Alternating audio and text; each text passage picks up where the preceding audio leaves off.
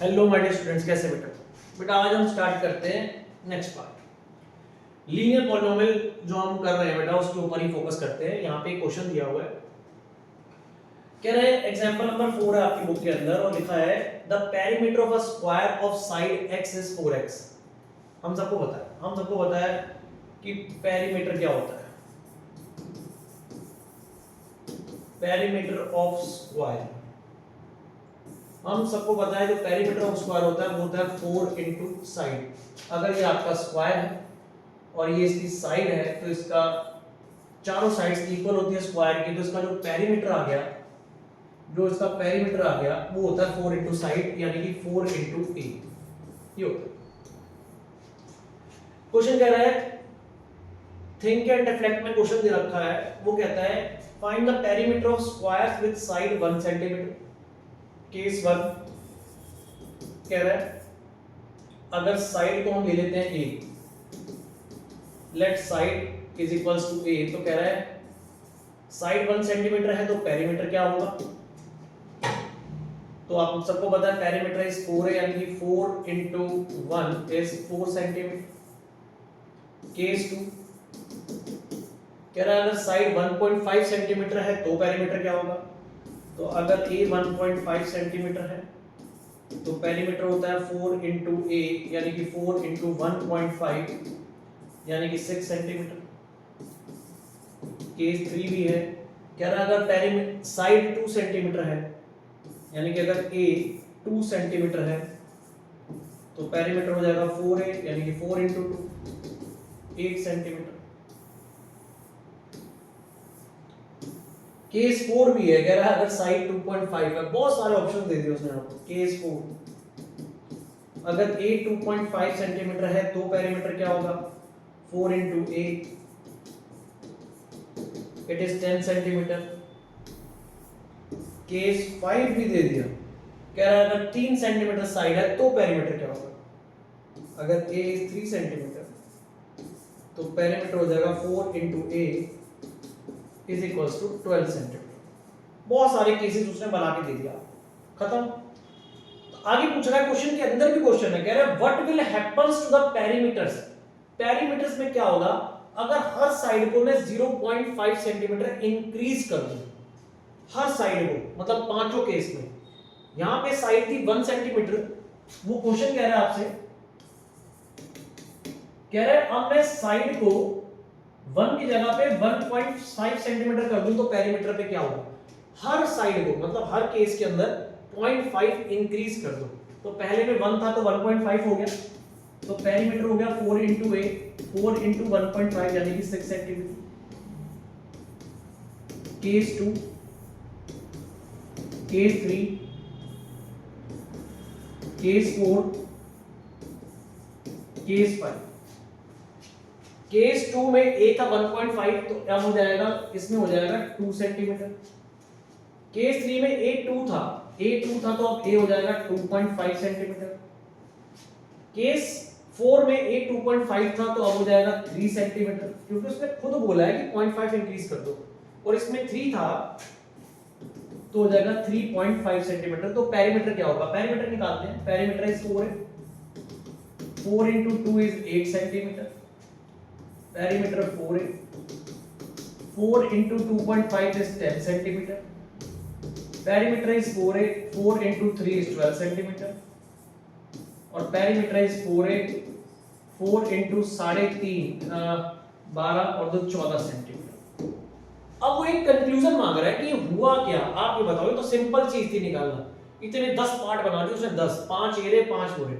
कुछ कंक्लूजन निकल रहा है, what will happens to the perimeter. अब देखो रिजल्ट, देखो क्या होगा, मैं आपको दिखाता हूं, ध्यान से देखो क्या होगा। पहले केस में यहां पे 4 आया था तो यहां पे 6 आ गया, पेरीमीटर 4 से 6 बन गया। दूसरे वाले केस को अगर आप देखो तो यहां पे 6 सेंटीमीटर था, यहां पे 8 आ गया। तीसरे केस में अगर आप देखो यहां पे 8 था तो यहां पे 10 आ गया। अगले वाले को देखोगे, यहां पे 10 था, यहां पे 12 आ गया। अगले वाले को देखोगे, यहां पे 12 था और यहां पे 14 आ गया। अब तुम जज करो हो क्या रहा था, जज करो, जज करने में तुम्हें पता चलेगा पेरीमीटर हमेशा 2 सेंटीमीटर से बढ़ रहा है। 4 का हो गया 6, 6 का हो गया 8, 8 का हो गया 10, 10 का हो गया 12, 12 का हो गया 14, पेरीमीटर बढ़ गया 2 सेंटीमीटर से। एक कंक्लूजन निकला, if side is increased by 0.5 centimeter, then perimeter increased, हम ऐसे इंक्रीज लिख सकते हैं ना, increased by 2 सेंटीमीटर। ये कंक्लूजन आ गया। और बच्चे ये आपसे पेपर में पूछा जा सकता है, fill in the blanks, MCQ में आ सकता है कि अगर साइड को, इतना सारा पेपर में सॉल्व थोड़ा ना करोगे, तो अगर साइड इंक्रीज हो रही है 0.5 से तो पेरीमीटर इंक्रीज हो रहा है 2 सेंटीमीटर से।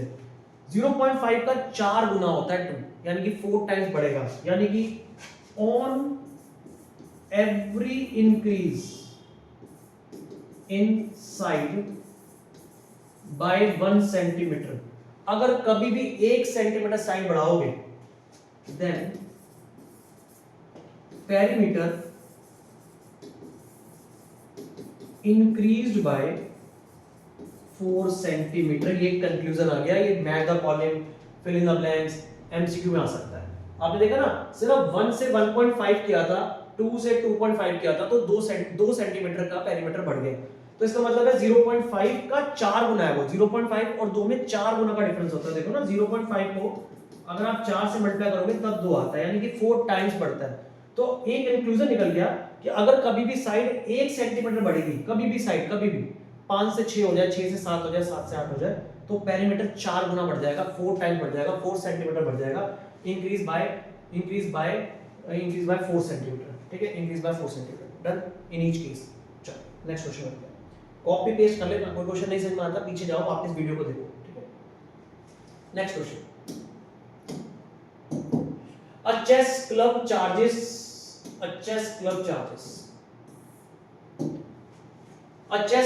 charges a joining fees of 200 plus rupees 50 for every match played। आपने क्लब ज्वाइन किया, क्लब वाले कहते हैं भैया 200 रुपए तो हम आपसे लेंगे ही लेंगे। आपने क्लब हमारा ज्वाइन कर लिया, 200 रुपए ले आओ फटाफट से। ज्वाइन करने के लिए 200 रुपए प्लस अगर आप कोई भी मैच खेलते हो तो 50 रुपए और दे देना। Following table shows the amount of player will have to be paid and the number of matches varies। ये कुछ टेबल आपको दे रखा है, देखो नंबर ऑफ मैचेस प्लेड, पहला मैच प्ले करा अगर आपने, पहला मैच, तो आपको कितने रुपए देने पड़ेंगे पता है? पहला मैच प्ले किया तो 200 रुपए तो देने ही देने थे, प्लस 50 रुपए आपको और देने पड़ेंगे, 200 प्लस 50। अब अगर आपने दूसरा मैच प्ले किया तो 200 रुपए तो देने ही देने, और दो मैच के 50 रुपए हो गए, 2 × 50। एक मैच के 50 तो दो मैच के 2 × 50 यानी कि बन गए 300 रुपए। 3 मैच प्ले किए तो कैसे लिखोगे? 200 3 × 50 प्लस करके देखो 350 आ रहा है। 4 मैच खेले तो 200 प्लस 4 × 50। ऐसे 5 मैच खेले तो कितने देने पड़ेंगे? 200 तो देने ही देने। 5 मैच × 50, समझ रहे हो? ये अभी आपको बताना है, अगली एक्सरसाइज में आने वाला बढ़िया चीज। तो आप यहाँ देखो वो कह रहा है, एक इक्वेशन बन रही है। क्या इक्वेशन बन गई देखो, 200 और 50, 200 और 50, 250, 250, 250 तो लिखा ही हुआ है ना। हाँ, ये यहाँ पे 2 3 4 5 आ रहा है। 2 3 4 5 क्यों आ रहा है? क्योंकि यहाँ पे लिखा हुआ है नंबर ऑफ मैचेस। अभी अगली एक्सरसाइज में एक्सप्लेन करेंगे। यहाँ तो बहुत सिंपल सी बात है, यहाँ तो दिया हुआ है, गिवन है। Hence, if the m is the number of matches played, the total cost क्या आएगी? देखो यहाँ दे रखा है, ये देखो m मैच खेले, number of match plays m, तो अमाउंट पे करना पड़ेगा ये वाला। तो आपके सामने की इक्वेशन पहले से दे रखी है, यहाँ लिखा है अमाउंट पेड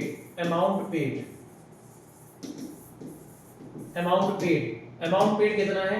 200 प्लस 50 m। ध्यान से देखो, ये लिखा है amount paid equal to 200 plus 50 m। m is the number of matches, कितने मैचेस आपने खेले हैं वो m है नंबर ऑफ मैचेस प्लेड। बस ये तो सिंपल क्वेश्चन था, एग्जांपल ये मैंने आपको समझाने के लिए दिखा दिया कि ये नंबर ऑफ मैचेस लिखे थे और यहाँ पे अमाउंट पेड लिखा था। यहाँ पे कुछ लिखा है, बस इस वजह से क्वेश्चन करवाना पड़ गया। इफ अ प्लेयर पेड 750, यानी कि अमाउंट पेड 750 है, अमाउंट पेड अगर 750 है तो बताओ उसने कितने मैच खेले, how much many matches did he play. तो 200 प्लस 50 एम एज इट इज, 750 और 200 इधर आ गया, 200 इधर आ जाएगा, 750 माइनस 200 50 एम, इसको इसमें से माइनस कर दो, 550 इज इक्वल्स टू 50 एम, 50 को इससे डिवाइड कर दो,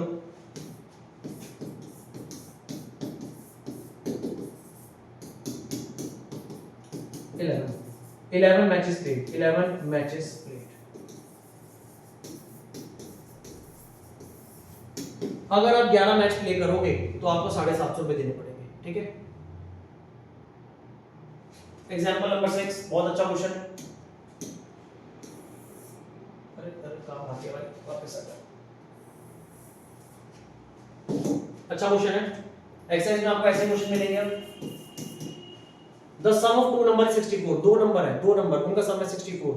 क्वेश्चन सेम ही है बुक्स के अंदर हमारी, ठीक है। दो नंबर का सम 64 है, दो नंबर है, सोच लो, दो नंबर उनका सम 64 है। One of the number is 10 more than the other, एक दूसरे से 10 ज्यादा है, एक दूसरे से 10 ज्यादा है। तो लेट फर्स्ट नंबर, मान लो पहला नंबर x है,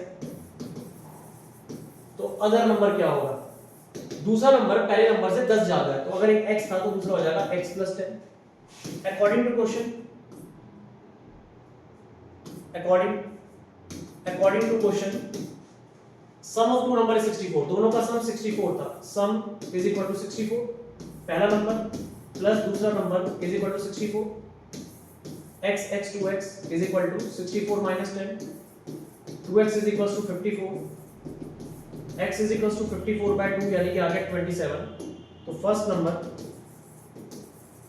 आपका 27 हो गया, और आपका जो सेकंड नंबर है वो 10 ज्यादा था, x प्लस 10 था, यानी कि x is 27 प्लस 10, तो दूसरा नंबर हो गया 37। एक नंबर अगर 27 था तो दूसरा नंबर हो जाएगा 37। बहुत अच्छे क्वेश्चन है, ऐसे क्वेश्चन पेपर में आएंगे आपके। बेटा ये भी कुछ दे रखा है, पढ़ लो, वैसे कुछ खास नहीं है,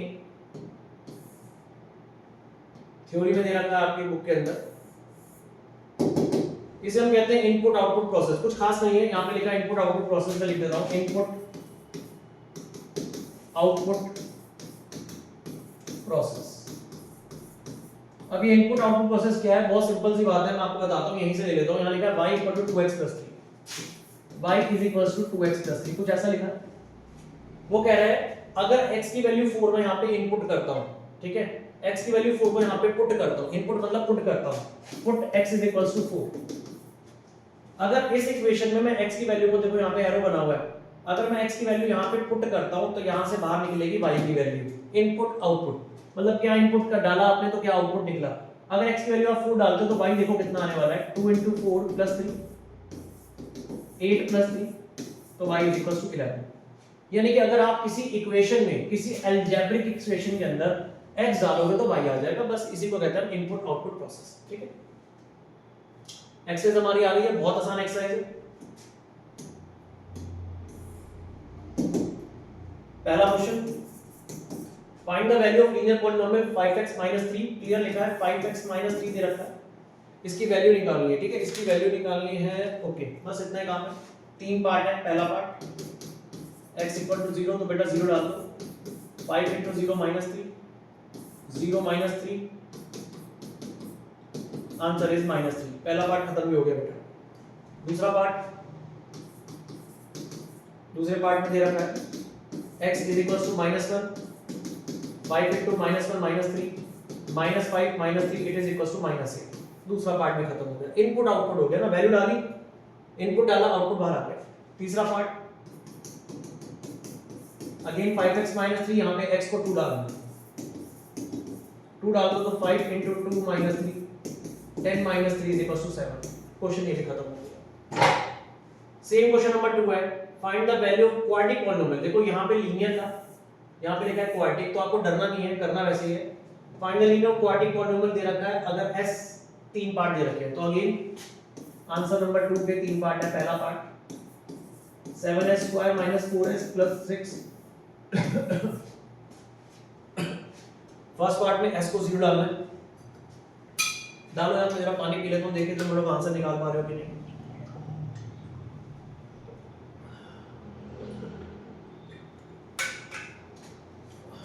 अगर s को आपने डाला 0, put s is equal to 0, तो 7 इंटू 0 का square minus 4 into 0 plus 6, 0 into something is 0, 0 plus 6, answer is 6।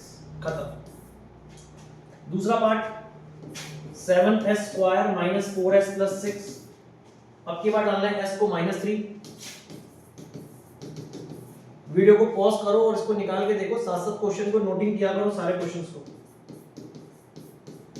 सिर्फ देखना काम नहीं है आप लोगों का, पढ़ना भी है साथ में। 7 माइनस 3 का square is 9, minus minus plus 12 plus 6, 9 7 10 63, 63 plus 12 plus 6। अब अगर हम तीनों को प्लस करते हैं तो प्लस करके आ रहा है मेरा 81, 81, ठीक है। And the third part s is equals to 4।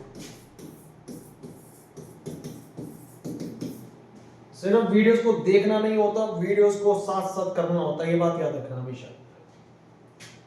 Put s is equals to, ये कोई फिल्म नहीं है कि आप सिर्फ देख रहे हो, रिटर्न में प्रैक्टिस करो। 4 इंटू 4 प्लस 6, 16, 4 4 द 16 प्लस 6, आपका आंसर आ जाएगा। इसको मैंने सॉल्व नहीं किया, वो मैं कर देता हूं। 112 minus 16 plus 6, 118 minus 16, I think answer is 102, शायद 102 ही है, ठीक है, चेक कर लेना, ठीक है। चलो ये तो हो गया, नॉर्मल क्वेश्चन था, वो वीडियो को पॉज करके खुद करो, बहुत जल्दी हो जाएगा। यहाँ से सारे क्वेश्चन बढ़िया वाले स्टार्ट हुए हैं, आराम से देखना। टीचर स्टेटमेंट वाले क्वेश्चन ज्यादा देना पसंद करती है।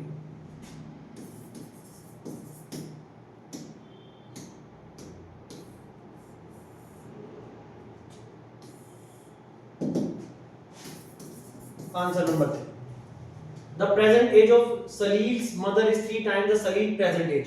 सलील की मम्मी जो है वो अपने बेटे से 3 गुना ज्यादा बड़ी है। ध्यान से देखना, 3 टाइम्स सलील प्रेजेंट एज। अक्षरों को बिल्कुल हमेशा क्रिस्टल क्लियर पढ़ा करो। तो लेट सलील प्रेजेंट एज, प्रेजेंट एज का मतलब है आज उसकी उम्र कितनी है। मान लो उसकी आज एज है x इयर्स, तो उसकी मम्मी की एज क्या होगी?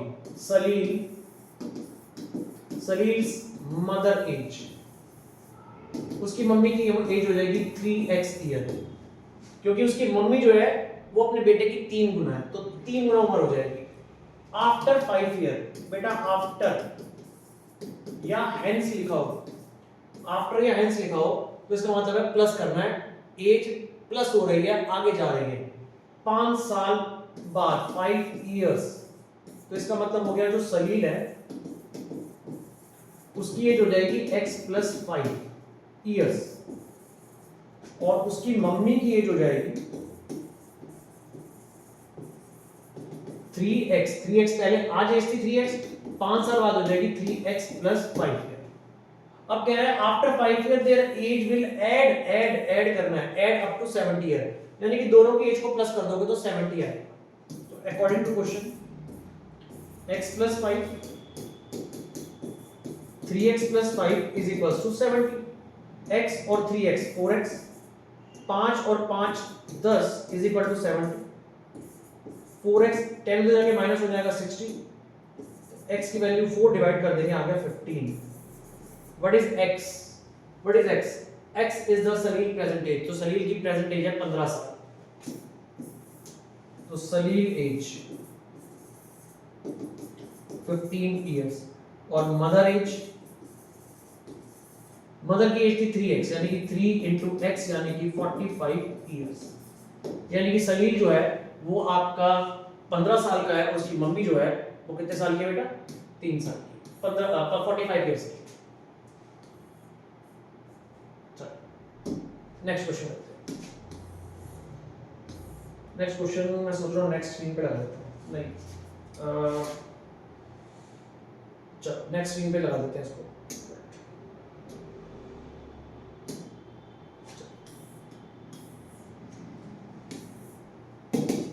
अच्छा क्वेश्चन है, इसमें गलती करते हैं बच्चे, आप मत करना, मैं बता देता हूँ क्या गलती करते हैं बच्चे। ट्रिपल ए क्वेश्चन का मतलब है इंपॉर्टेंट क्वेश्चन है, टीचर्स इन क्वेश्चन को दे सकती है। The difference between two positive integer is 63। दो नंबर्स के बीच का डिफरेंस 63 है, उनकी रेशियो दे रखी है, रेशियो ऑफ टू इंटीजर्स, उनकी रेशियो दे रखी है 2:5। अब ध्यान से देखो, जब भी रेशियो वाला क्वेश्चन आएगा तो नंबर कैसे निकलेगा, लेट फर्स्ट इंटीजर, तो फर्स्ट इंटीजर हो जाएगा आपका 2x एंड सेकंड इंटीजर आपका हो जाएगा 5x। अब अकॉर्डिंग टू क्वेश्चन इनका डिफरेंस 63 है। अब डिफरेंस के लिए बेटा छोटे में से बड़े को माइनस करोगे या बड़े में से छोटे को माइनस करोगे, सोचो। अगर आपने इसमें से इसको माइनस कर दिया तो नेगेटिव आंसर आएगा, जबकि इस तरफ पॉजिटिव है, यानी कि डिफरेंस ध्यान से देखो, यही गलती करते हैं बच्चे, थोड़ा ध्यान रखना, स्माइली बना दिया कि 5x - 2x is equal to 63, 2x - 5x मत कर देना, 3x = 63, x = 63/3, x = 20। तो x आ गया 21। तो फाइंड द टू इंटीजर्स, पहला इंटीजर आपका था 2x, दूसरा था 3x, 2 × 21 42, 3 × 21 63, इनकी नहीं 5x नहीं 5x, 5 × 21 105, ठीक है। तो ये आपके दो आ गए इंटीजर्स, एक था 42, एक था 105, इनमें माइनस करके वेरीफाई भी कर लो, 63 आंसर आ रहा है, ठीक है। नेक्स्ट क्वेश्चन, बहुत अच्छा क्वेश्चन, बहुत अच्छा क्वेश्चन, दिमाग लगाओ, रोज का काम है तुम्हारा पैसे गिनना, तो ठीक है। Ruby has 3 times as many 2 rupees coin as she has 5 rupee coins, बस इतना बता रहा हूं। एक रूबी है, उसके पास 2 रुपए के सिक्के, 2 रुपए के सिक्के 3 गुना है 5 रुपए से, 2 रुपए के सिक्के 3 गुना है 5 रुपए से। Let 5 rupee coin is x, मान लो उसका 5 रुपए के सिक्के x एंड ₹2 coins कितने होंगे, 3x। इसको आराम से समझो, सोचो आप ही रूबी हो, आपके पास Ruby has 3 times as many 2 rupees coins as she has 5 rupee coin। Simple सी बात है, अगर तुम्हारे पास 5 रुपए के सिक्के x है, मेरे को पड़े नहीं थे सिक्के, मैं देख रहा था ये सिक्के पड़े, अगर 5 रुपए के सिक्के 5 रुपए के सिक्के x है, मान लो, है ना, मान लो, तो कह रहा है 2 रुपए के सिक्के जो है वो 3 गुना है, 3 गुना मतलब बहुत सारे हैं ना, तो अगर ये x तो ये 3x, लेकिन इनका जो टोटल आ रहा है वो आ रहा है 88 रुपीस। अब ये मुझे ना बस यही यहाँ पे ये चीज बहुत अच्छी लगी है इस क्वेश्चन के अंदर, यही बच्चे गलती करते हैं, मुझे अच्छी लग रही है। इक्वेशन क्या बनेगी, इक्वेशन बनाओ, 5 रुपए के सिक्के x है, 5 रुपए के सिक्के, अगर एक सिक्का है तो 5 रुपए, 2 है तो 10, 3 है तो 15, 4 है तो 20, उससे बोला 5 रुपए के सिक्के x है, तो इनकी वैल्यू क्या आएगी 5x। सोचो 5 रुपए के सिक्के x है, 5 रुपए के सिक्के x है, तो पैसे कितने बने, पैसे अमाउंट कितना बना 5x। 2 रुपए के सिक्के हैं, 2 रुपए के सिक्के हैं, कितने 3x है, तो 2 से मल्टीप्लाई करोगे तभी तो उसकी वैल्यू आएगी। सोचो, ये सोचना पड़ता है बच्चों को, सोचो सोचो, समझ में आ रही है, इज इक्वल्स टू 88। ये जो इक्वेशन बनी है पैसों के अकॉर्डिंग बनी है, 5x plus 6x is equals to 88। अभी समझा रहा हूं, दोबारा दिखाऊंगा एक चीज, 88/11 x इज इक्वल्स टू 8,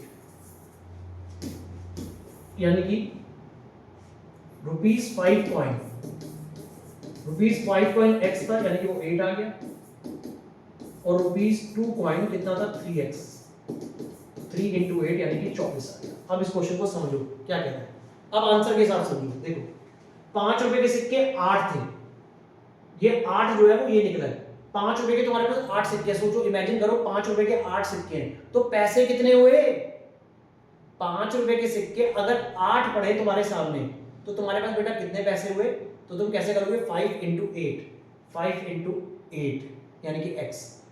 2 रुपए के सिक्के तुम्हारे पास है 24, ₹2 के सिक्के अगर तुम्हारे पास 24 पड़े हैं, सोचो तुम्हारे टेबल पे 24 सिक्के पड़े हैं ₹2 के, और तुमसे तुम्हारे घर वाले पूछे, मम्मी पूछे, पापा पूछे, बेटा कितने रुपए तुम्हारे पास, तो क्या कहोगे 24 या 24 × 2 48, इसलिए 2 से मल्टीप्लाई किया है।